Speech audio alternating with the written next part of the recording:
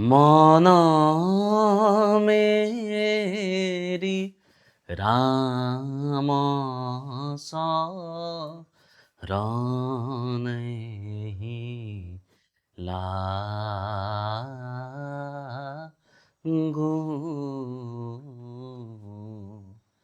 বদ্ৰীনাথ ক্ষেত্ৰত মহাপুৰুষ শ্ৰীমন্ত শংকৰদেৱে প্ৰথম ৰচনা কৰিছিলে এইভাগ গীত।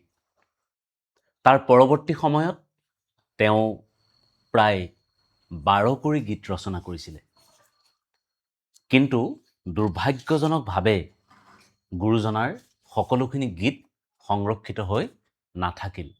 হয়, আজি আমি আলোচনা কৰিবলৈ লৈছোঁ বৰগীত পাঠটোৰ বিষয়ে। আমাক উচ্চতৰ মাধ্যমিক প্ৰথম বৰ্ষত যিটো বৰগীত দিয়া হৈছে ৰাগ আখুৱাৰীৰ, সেই বৰগীতটো আজি আমি আলোচনা কৰিম। নমস্কাৰ, মই তমক ৰঞ্জন দত্তই সকলোকে স্বাগতম জনাইছোঁ। আশা কৰোঁ সকলো ভালে আছে। বৰগীত শব্দটোৰ মাজতে তাৰ যিটো অন্তৰ্নিহিত অৰ্থ অথবা তাৰ যিটো মৰ্যাদা সেয়া লুকাই আছে। বৰ শব্দটোৱে সাধাৰণতে আমাৰ জনজীৱনত কি বুজায়?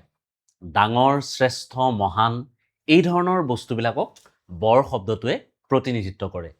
যেনে বৰগছ, বৰ মানুহ, বৰঘৰ, বৰমূৰীয়া। এনেকুৱা অৰ্থতে এই গীতসমূহক বৰগীত বুলি কোৱা হয়। আমি পৰ্যায়ক্ৰমে গোটেইখিনি কথা আলোচনা কৰিম।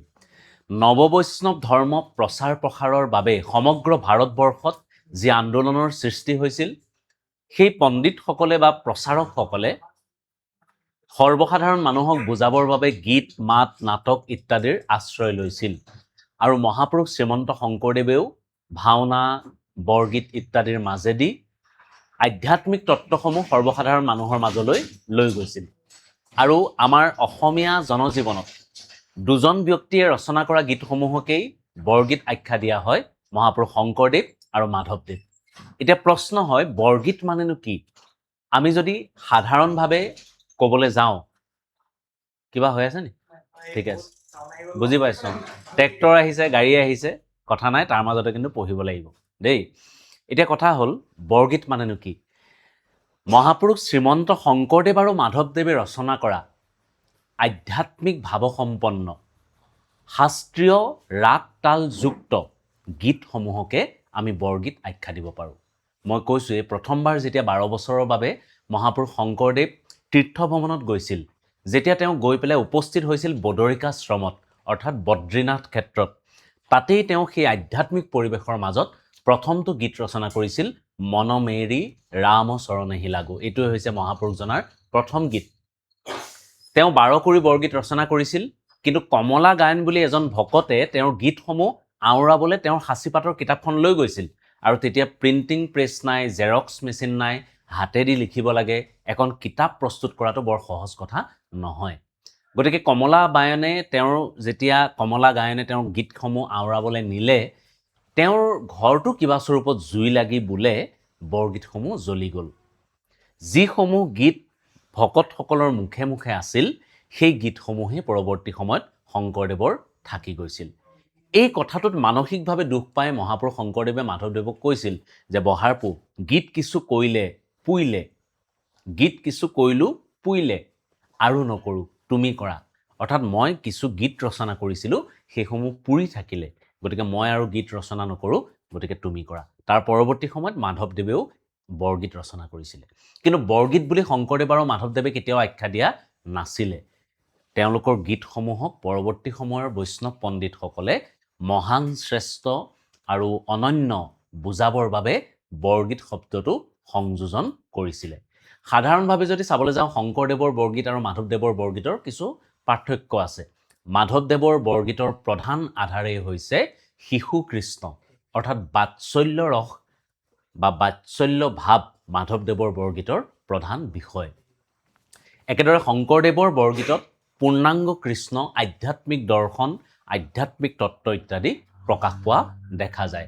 আজি আমি যিটো বৰগীত পঢ়িবলৈ লৈছোঁ, এইটো আখুৱাৰী ৰাগত বন্ধা এটি বৰগীত।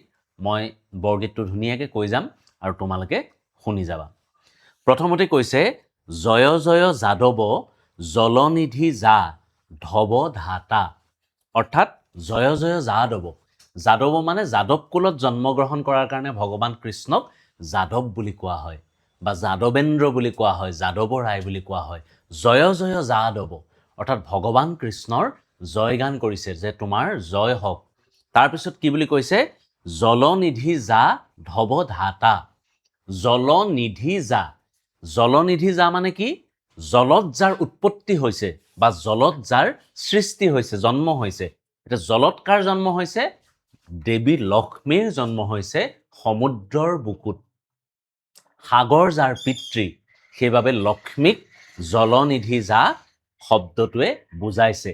ধৱ ধাতা, অৰ্থাৎ ধৱ শব্দটোৱে স্বামী বুজায়, গৰাকীক বুজায়। অৰ্থাৎ লক্ষ্মীৰ প্ৰতি ভগৱান বিষ্ণুক এই বাক্যটোৱে সম্বোধন কৰিছে যে লক্ষ্মীৰ প্ৰতি ভগৱান বিষ্ণুক যাদৱক মই জয় জয়কাৰ কৰিছোঁ বা তেওঁৰ জয় হওক, এনেধৰণৰ অৰ্থ বাক্যটোৱে প্ৰকাশ কৰিছে।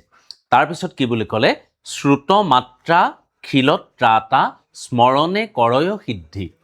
শ্ৰুত মাত্ৰা খিলত ত্ৰাতা, যাৰ নাম স্মৰণ কৰাৰ লগে লগে, যিজন ভগৱানৰ নাম মনলৈ অনাৰ লগে লগে সকলো দুখৰ পৰা মানুহে পৰিত্ৰাণ পায়, সেইবাবে তেওঁক কি বুলি কোৱা হৈছে? শ্ৰুত মাত্ৰ খিলত ত্ৰাতা। অৰ্থাৎ ভগৱানৰ নাম স্মৰণ কৰিলেই, ভগৱানৰ নাম মনত পেলালেই মানুহে কষ্টৰ পৰা মুক্তি পায়। নামঘোষাটো মাধৱদেৱে কৈছে, কি বুলি কৈছে? এই স্মৰণ মাত্ৰকে যিহেতু দুৰ্ঘোৰ সংসাৰ দুখ হৰন্ত, সেই হেতুতে হে ঈশ্বৰক হৰি বুলিয়া নাম বিশেষ।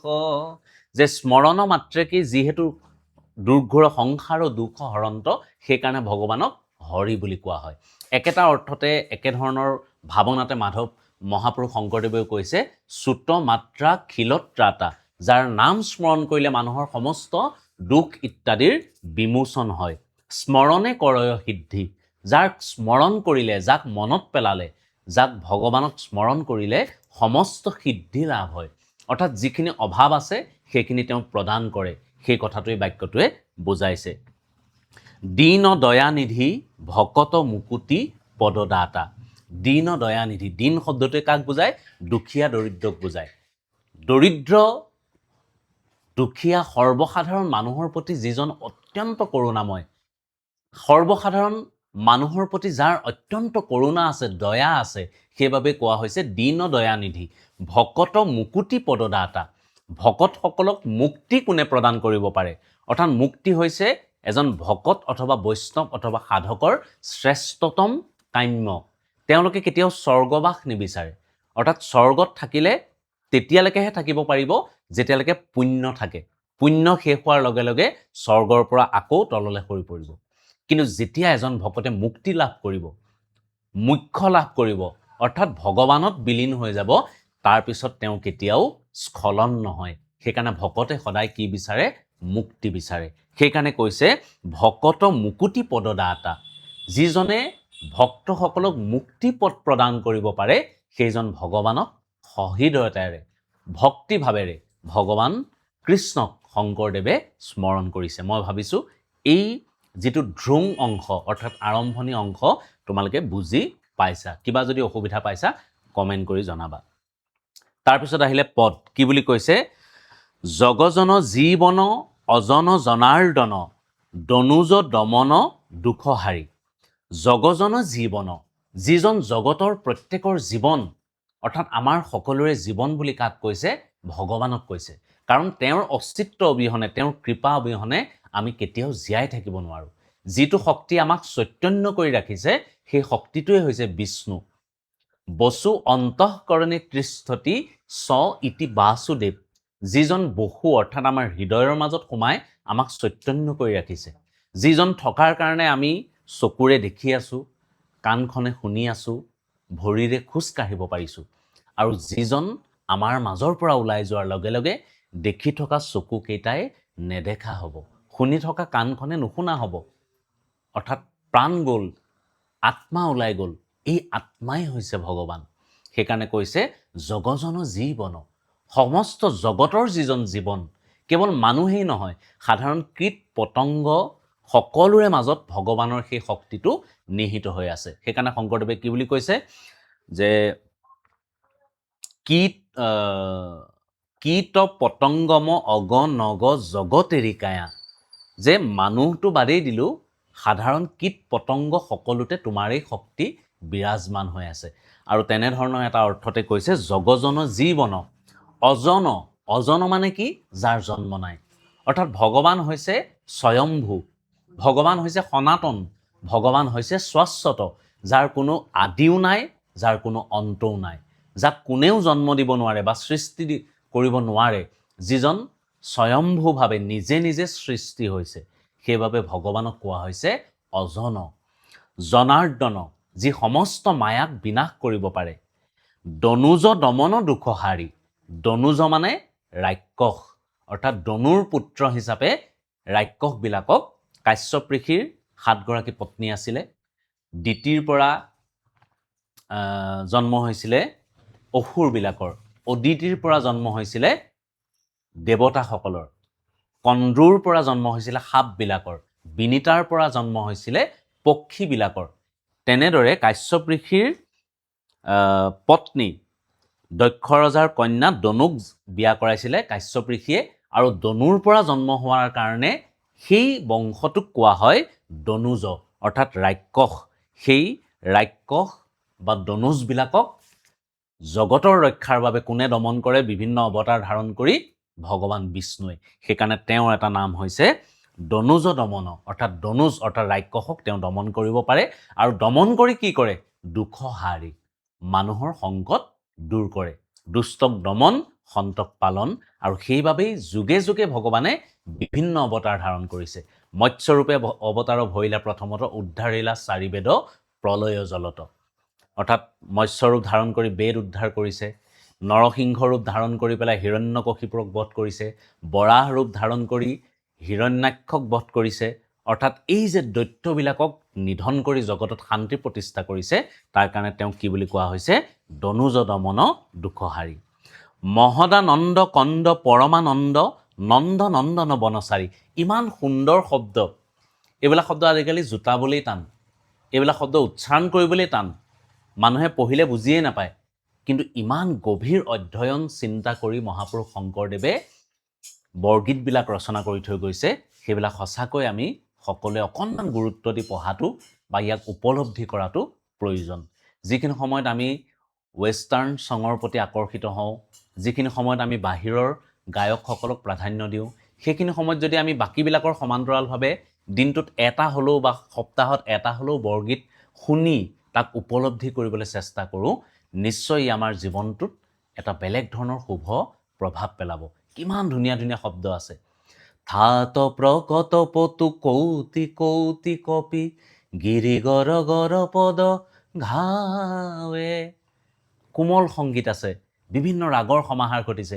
গতিকে বৰগীতবিলাক সঁচাকৈ খুব ধুনীয়া। কি বুলি কৈছে? মহদানন্দ কন্দ, যে পৰম আনন্দৰ যিজন সৃষ্টিকাৰী, মহদানন্দ, কেৱল আনন্দ নহয়, মহান আনন্দৰ যিজনৰ পৰা সৃষ্টি হৈছে, পৰমানন্দ, যিজন পৰম আনন্দময়। ভগৱানক কি বুলি কোৱা হয়? সচ্চিদানন্দ ৰূপায় বিশ্বুৎপত্যাদি হেতবে তাপত্ৰয় বিনাশায় শ্ৰীকৃষ্ণায় বয়ং নমঃ। যে যিজন সৎ চিত আৰু আনন্দ স্বৰূপ, অৰ্থাৎ যিমান পৃথিৱীখনত আনন্দ আছে, যিমান ত্ৰিনী ত্ৰৈলোক্যত আনন্দ আছে, সকলোৰে উৎস কি? ভগৱান। সেইকাৰণে কোৱা হৈছে পৰমানন্দ। নন্দ নন্দন, ভগৱান কৃষ্ণ কাৰ ঘৰত লালিত পালিত হৈছিলে? নন্দৰ ঘৰত। সেইবাবে তেওঁক নন্দৰ নন্দন বুলি কোৱা হয়, নন্দৰ পুত্ৰ বুলি কোৱা হয়। নন্দ নন্দন বনচাৰী, অৰ্থাৎ বনলৈ গৈ তেওঁ ধেনু চৰাইছিলে, গৰু চৰাইছিলে। সেইকাৰণে তেওঁক কি বুলি কৈছে? বনচাৰী।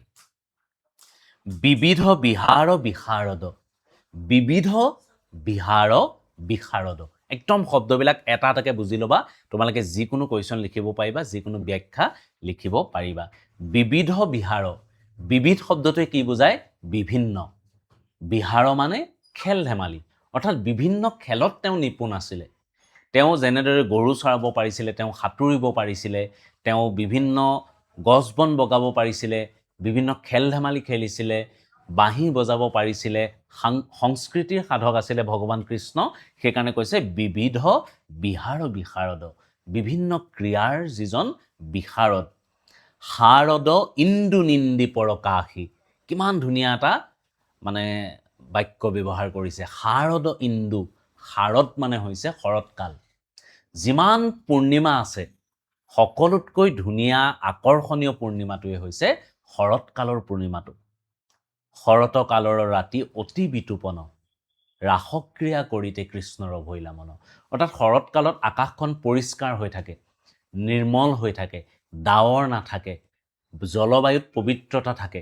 গতিকে শৰৎকালৰ চন্দ্ৰৰ জ্যোতিটো অতি সুন্দৰ। গতিকে ভগৱানৰ যিটো সৌন্দৰ্য সেইটো কাৰ লগত তুলনা কৰিছে? শাৰদ ইন্দু নিন্দি, যে শৰৎকালৰ জোনটোৰ দৰে তুমি ধুনীয়া, কিন্তু তুমি ইমানেই ধুনীয়া শৰৎকালৰ শ্ৰেষ্ঠতম জোনটোৱেও তোমাৰ ওচৰত যেন লাজ পায়, নিন্দিত হয়। অৰ্থাৎ ভগৱানৰ ৰূপগুণৰ প্ৰশংসা কৰি শৰৎকালৰ সুন্দৰ জোনটোকো কবিয়ে কি কৰিছে? ভগৱানৰ সৌন্দৰ্যৰ তুলনাত সিও ম্লান পৰি গৈছে বুলি কৈছে। সেইকাৰণে কৈছে শাৰদ ইন্দু নিন্দি পৰকাশী, তুমি ইমান সুন্দৰভাৱে প্ৰকাশিত হৈছা যে তোমাৰ সৌন্দৰ্যৰ ওচৰত শৰৎকালৰ চন্দ্ৰও ম্লান পৰি গৈছে। শেষ শয়ন শিৱ কেশী বিনাশন, পীত বসন অবিনাশী। শেষ শয়ন, শেষ মানে কি? কিবা এটা বস্তু শেষ হৈ যোৱা কথাটো কৈছে নেকি? নহয়। ভগৱান শেষ নাগ অৰ্থাৎ অনন্ত নাগৰ ওপৰত শয়ন কৰি থাকে।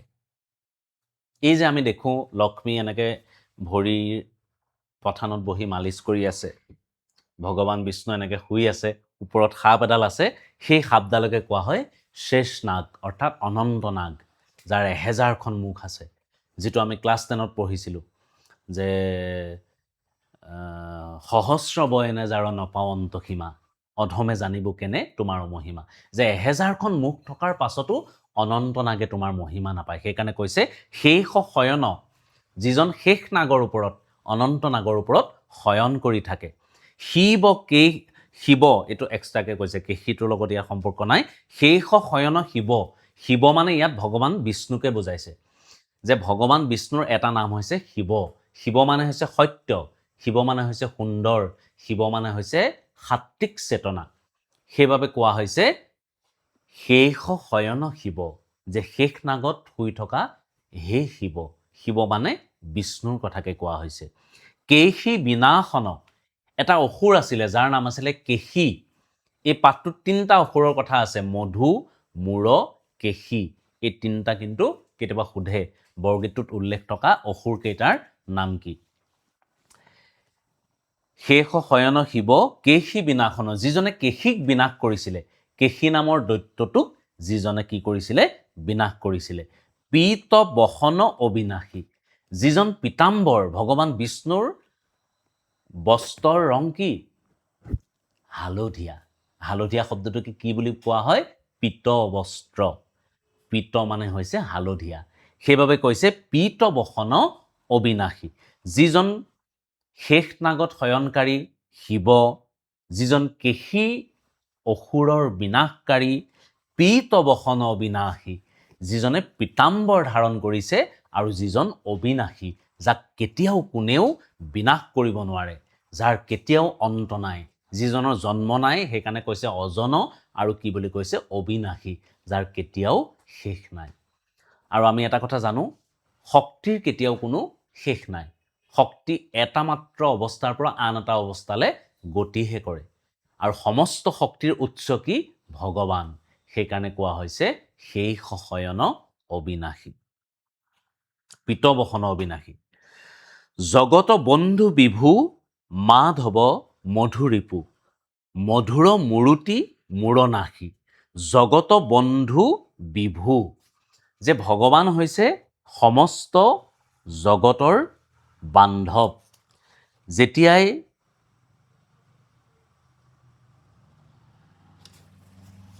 জগতৰ কিবা এটা কষ্ট হয়, জগতৰ কিবা এটা দুখ হয়, হৰণ কৰিবলৈ কোন আহে? বিভিন্ন অৱতাৰ ধাৰণ কৰি ভগৱান বিষ্ণুৱে অৰ্থাৎ কৃষ্ণই আমাক ৰক্ষা কৰে। জগত বন্ধু বিভু মাধৱ। ইয়াত বিভু শব্দটোৰ অৰ্থ হৈছে চন্দ্ৰ। এই সমস্ত জগতখনৰ অন্ধকাৰ নাশ কোনে কৰে? চন্দ্ৰই কৰে। যেতিয়া ৰাতি সকলোফালে আন্ধাৰ হৈ পৰে তেতিয়া জগতৰ বন্ধুৰূপে চন্দ্ৰটোৱে প্ৰকাশ দি চন্দ্ৰই পোহৰৰ জৰিয়তে আমাক সকলোকে কি কৰে?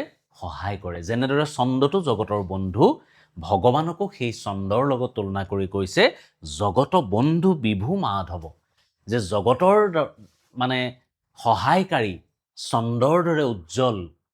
তুমি নিজৰ গুণেৰে সমস্ত জগতৰ দুখ আৰু কষ্ট হৰণ কৰি চন্দ্ৰই যেনেদৰে পোহৰ বিলায়, তুমিও সকলোৰে মাজত সুখ শান্তি পৰমাৰ্থ প্ৰদান কৰি সকলোকে তুমি ৰক্ষা কৰা, সকলোৰে তুমি বান্ধৱ স্বৰূপ। মাধৱ, ভগৱান বিষ্ণুৰ এটা নাম হৈছে মাধৱ। মাধৱ মানে কি? মা পদে লক্ষ্মীক বুজায়, ধৱ পদে স্বামী বুজায়। মাতৃ লক্ষ্মীৰ স্বামী হোৱাৰ বাবে ভগৱান বিষ্ণুৰ নাম হৈছে মাধৱ। মধু ৰিপু, মধু মানে এটা অসুৰ, ৰিপু মানে বৈৰী বা শত্ৰু। যদি মধু বোলা অসুৰটোৰ মানে নিধনকাৰী হৈছে ভগৱান বিষ্ণু, তেতিয়াহ'লে মধুৰ কাৰণে শত্ৰু কোন হ'ব? ভগৱান বিষ্ণু। গতিকে কোৱা হৈছে মধু ৰিপু, মধুৰ কাৰণে তুমি শত্ৰু। তাৰপিছত আকৌ মধুৰ শব্দটো প্ৰয়োগ কৰিছে মধুৰ মূৰুতি মূৰনাশী। মধুৰ মূৰুতি, তুমি অতি সুন্দৰ স্বৰূপ। তোমাৰ মূৰ্তিটো, মূৰুতি মানে কি? মূৰ্তি মানে হৈছে মূৰ্তি। তোমাৰ স্বৰূপটো কেনেকুৱা? অতি সুন্দৰ। যেতিয়া ভগৱান বিষ্ণুৰ মানে কৃষ্ণৰ শান্ত সমাহিত বংশীবদন ৰূপটো দেখোঁ, ফটোখনত যেতিয়া আমি দেখোঁ মনটো ভাল লাগি যায়। যদি ফটোখনত কল্পনাৰ জৰিয়তে চিত্ৰকৰে অঁকা ছবিখনেই আমাক ইমান আকৰ্ষিত কৰে, বাস্তৱত ভগৱান কিমান ধুনীয়া আছিলে সকলোৱে এবাৰ কল্পনা কৰি চোৱা। মধুৰ মূৰুতি মূৰনাশী। আকৌ ক'লে যে মূৰনাশী। মূৰ মানে কি? ইয়াত মূৰ বা নিজৰটো কথা কোৱা নাই। মত হৰ্ষৌকাৰে মূৰ নতকে না তালব্য সদৃঘৰে সি। মূৰ মানেও এটা অসুৰ আছিলে। মূৰ বুলি যিটো অসুৰ আছিলে সেই অসুৰটোৰ বিনাশকাৰী, সেইকাৰণে তেওঁক কি বুলি কোৱা হৈছে? মূৰনাশী। তাৰপিছত ক'লে কেশৱ চৰণ সৰুৰোহ কিংকৰ শংকৰ অভিলাষী। কেশৱ চৰণ, কেশৱ মানে হৈছে ভগৱান বিষ্ণু, চৰণ মানে হৈছে ভৰি, অৰ্থাৎ ভগৱানৰ চৰণৰ কথা কৈছে। সৰুৰোহ, সৰুৰোহ মানে কি? পদুম ফুলক সৰুহ বুলি কোৱা হয়। গতিকে সৰুৰোহ মানে ভগৱান বিষ্ণুৰ চৰণ কমলক পদুম ফুলৰ লগত তুলনা কৰিছে। কেৱল পদুম চৰণ কমলেই নহয়, ভগৱানৰ সমস্ত শৰীৰ পদুমৰ নিচিনা। নমঃ পংকজনাভায় নমঃ পংকজমালিনে নমঃ পংকজ নেত্ৰায় নমস্তে পংকজাংঘয়ে বসুদেবং সুতং কৃষ্ণ কংস সানুৰমৰ্দনম দৈৱকী হৃদয়ানন্দম কৃষ্ণম বন্দে জগৎগুৰু। গতিকে ভগৱানৰ চৰণ পদ্মক কিহৰ লগত তুলনা কৰিছে? কেশৱ চৰণ সৰুৰোহ, অৰ্থাৎ ভগৱান বিষ্ণুৰ চৰণ পদুম ফুলৰ দৰে সুকোমল, পদুম ফুলৰ দৰে ৰাতুল বৰ্ণ, পদুম ফুলৰ দৰে পবিত্ৰ। সেইকাৰণে কৈছে কিংকৰ শংকৰ অভিলাষী। কিংকৰ মানে হৈছে চাকৰ, অৰ্থাৎ দাস। শংকৰ অভিলাষী, যে মই দাসৰো দাস হৈ, কোনে? শংকৰদেৱে তোমাৰ পদুম ফুলৰ দৰে চৰণৰ আশ্ৰয় বিচাৰিছোঁ, আশ্ৰয় অভিলাষ কৰিছোঁ। সেইকাৰণে কৈছে কেশৱ চৰণ সৰুৰোহ কিংকৰ শংকৰ অভিলাষী। এই কথাখিনিকে বৰগীতটোৰ মাজত কৈছে। ইয়াত ভগৱান কৃষ্ণৰ যিটো ঐশ্বৰিক মহিমা, অৰ্থাৎ তেওঁ যে সমস্ত জগতৰ ত্ৰাণকৰ্তা, তেওঁৰ জৰিয়তে জগত পৰিচালিত হৈ আছে, তেওঁৱেই সকলোতে প্ৰকাশান্বিত হৈ আমাক ৰক্ষা কৰি আছে, তেওঁৱেই বিভিন্ন অসুৰবিলাকক নানা অৱতাৰ ধাৰণ কৰি বিনাশ কৰি জগতত শান্তি প্ৰতিষ্ঠা কৰিছে।